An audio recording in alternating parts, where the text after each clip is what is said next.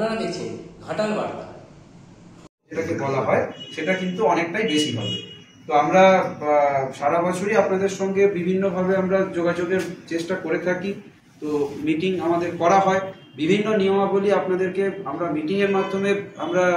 আলোচনা করি, অথবা আপনারা জানবেন যেটা একটা আমাদের গ্রুপ করা হয়েছে যে গোটা ঘাটাল